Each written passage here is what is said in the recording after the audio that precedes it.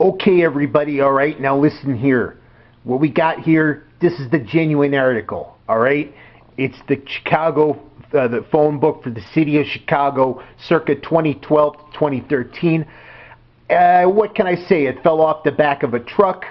I just obtained this in a certain way, and it can be yours for only 5 easy payments of $29.95. Plus shipping in the end.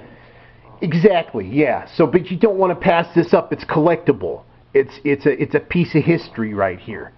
You got the beautiful Chicago skyline on there, sort of, and and you got to let your fingers do the walking. You want to eat at a nice restaurant. You want to go to a laser tag place or something. You know, you got all kinds of shit you can do here. I'm going to take us to the restaurants right now. All right. What's some good place to get some eats? Good places to chow down. Oh, hey, here's a map. So it starts with the full map. Oh, look at that. That's beautiful. Of the Chicago area, and it corresponds it to there. So that could be kind of valuable for it. Here's the menu section. Shows the whole thing. So we got the menus.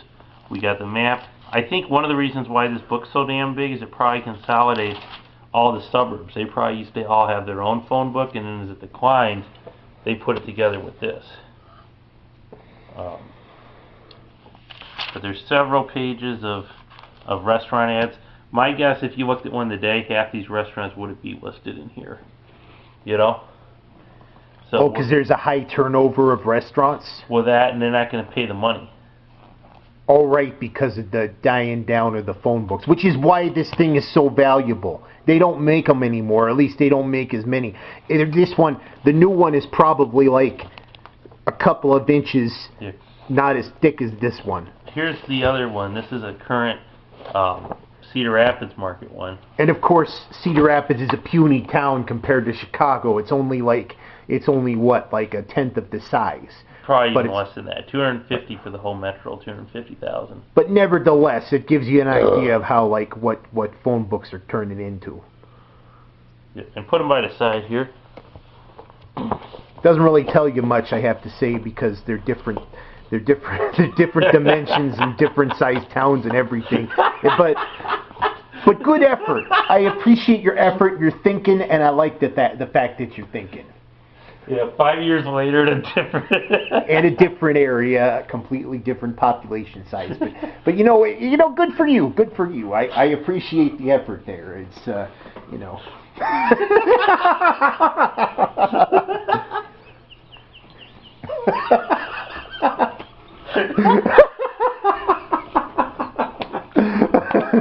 Seemed like a good idea at the time. It always does, man. It always does. Always seems like a good idea at the time. So there's 773 area code, and then I think it's 312 the other area codes. There's several area codes. One thing, thank you. And one thing I always wanted to point out here is that right on the side there, you got a law office and injury lawyer. You got another big-ass injury lawyer ad on the back. That's because in Chicago, we work in factories, we work hard-working jobs. We need those injury lawyers and those free consultations for when we get injured on the job. Or car accidents. Yep, because that's how we roll in Chicago. You get on workers' comp, you're good for life. Get to retire early. That's the working man's retirement right there. You lose a limb, finger, you're going to get yourself a motorcycle or an RV. Yep. But hey, you lose that limb, it's a small price to pay for never having to go to work again. You can stay at home and watch Murder, She Wrote. No pain, no gain. Yep, that's right. And believe me, you could whack somebody with this phone book. Yep. Hit him over the head, you could probably kill a guy. It's pretty solid. Yes. Deviant Historian, he's got family from Chicago. Whoa, your foot, man, nobody wants to see that. Well, it's a good footrest. Yeah. It's probably kind of soft, a little cushiony. You hit it on there, especially, yeah. But, eco-friendly and packed with content. Eco-friendly size. But yeah, anyway, the Deviant Historian, he's got family from Chicago, if I'm not mistaken. Yeah. and so he's been there several times, Yep. and he's familiar with the area. Yep. North, South, and Irish, all that. Despite the way I've sound, I've actually never been to Chicago, I have to admit. But yeah. If you want to know like who I'm modeling my accent after, it's the character from that awful show Mike and Molly. I do watch it occasionally if it's on. It's okay for a cheap laugh, but it's not a great show. It's about this fat couple in Chicago, and there's one of them's the guy's a cop and the woman is like an elementary school teacher. I thought it was the Bears from Saturday Night Live. There's a little bit of that, but there's this guy on that show, Mike and Molly, the woman's father-in-law, and he's got this really quintessential Chicago accent. You listen to that for a few minutes, you pretty much got it down. And that accent's kind of dying out. Everybody now just speaks American English. Mm-hmm. Yeah. Yep. The same thing's happening in New York. It's happening everywhere. And then, but the worst thing, what sucks, is that with all the other classic accents going away, the California accent is becoming more predominant, which is not good because it's an annoying ass accent. Dude, I'm gonna catch some waves, man. It's pretty chill, dude. Yeah, they elongate their vowels, and here, just a second. Yeah, so they elongate their vowels like this, and they go up. Everything ends up like it's a question. It's called upspeak. And you hear this a lot, like in Silicon Valley.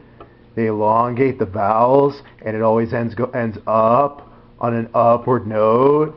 And it's supposed to make you sound really thoughtful and intelligent and sensitive, but actually just kind of makes you sound like a douche. So enough of that crap. Let's get back to the genuine Chicago accent. So yeah. Anyway, here's the phone book. It's pretty fucking thick, so we're not going to go through this whole thing for you. But well, auto insurance, the whole 9 yards. You got that. You know what we're into here. But you get to see it anyway, and it's preserved for posterity. Could you imagine if cell phones were listed in phone books like landlines were? Oh man! And how huge that would be. Be enormous. It'd be huge. It'd be huge. Now see, now we're in New York. We're in New York where everything is huge and enormous. We got the big buildings. We got the giant phone books. We got the big apple orchards with the apples like giant balls that are weighing down the trees. And the Mexicans pay for it. Yeah, so anyway. Okay, because the losers. Yeah, anyway, so this is my real voice, as you know. Or is it? No. So we're at 8 minutes and 17 seconds. I'm good with that. I think we did pretty good here. Usually we do like an hour and a half intense page by page full-length documentary. Yeah, but I think I could live with under 10 with this. Yeah, especially since it's a more recent one, so it's not really all that historic yet. In another 30 years, maybe. Another 10 years. Yeah. And be like, what's a phone book? Yeah. It's what people used to stabilize a table and look at lawyer ads when they fell. Yep. So, I really like them historically, but I think their current cultural relevancy has changed some. But anyhow, I think that wraps it up, and have a great